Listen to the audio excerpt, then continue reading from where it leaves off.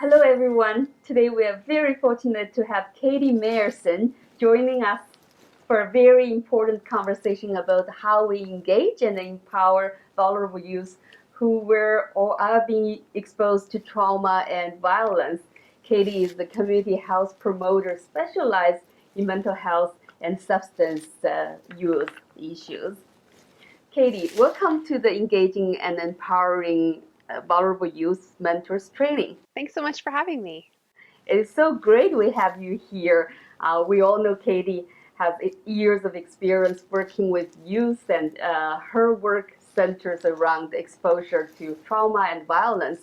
I wonder, what is your view about violence and trauma impacting vulnerable youth?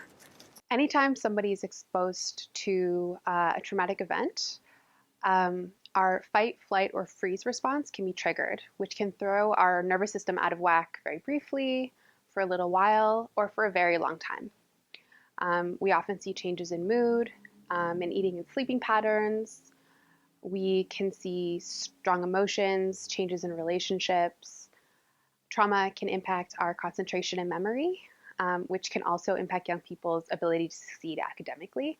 It's quite a long list. Wow, this does sound like traumatic.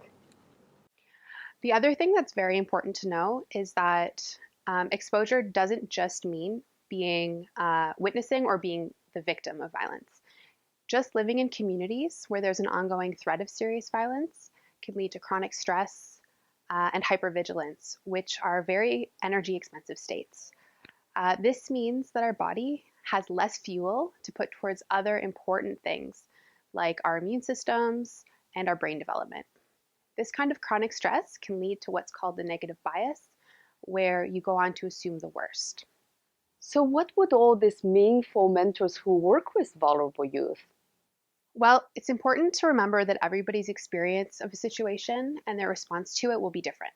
So I think really the most important thing is to cultivate a trusting relationship with your mentee so that you can have those honest conversations about how the young person's feeling and what they're going through. It's important, to have the relationship where you can ask those questions and where they will feel comfortable to share those things with you. It's very true, Katie. In your opinion, what can mentors do to nurture this trusting relationship with their mentees? I think the most important piece really is to be authentic. Young people are brilliant and they will know right away if you are not being authentic. And that doesn't mean that you have to be an open book. I think boundaries are really important. But by modeling this vulnerability, we're really creating spaces where young people will hopefully feel more comfortable sharing parts of their lives as well. Absolutely, Katie. I think you're very right about being vulnerable is part of our humanity. I can't agree more with you. The need to show authenticity to earn the trust. What else can you advise our mentors to nurture trusting and positive relationships with their mentees? So we often hear about active listening, which can be a little bit of a catch-all and is also culturally specific. But I think in this context, it's useful to think about active listening as making sure that you're demonstrating that you're hearing what your mentee is saying and that you're doing your best to understand it in a non-judgmental way. Sometimes when somebody shares something with us that's very different from our own lived experience, it can feel a little bit shocking or overwhelming. And I think in these situations, it's very important to stay mentee-centered, and not make it about you in that moment, and not overreact because that's never helpful. These are all very helpful suggestions, Katie. Helen talked extensively in the course about improving our active listening skills. I'm glad you reinforced this point in this new context. Could you speak more of the mentee-centered approach, especially when we are dealing with youth who are exposed to trauma? I think it's very important to remember that ultimately mentoring programs exist to support the mentees, even though volunteers will definitely get a lot out of it.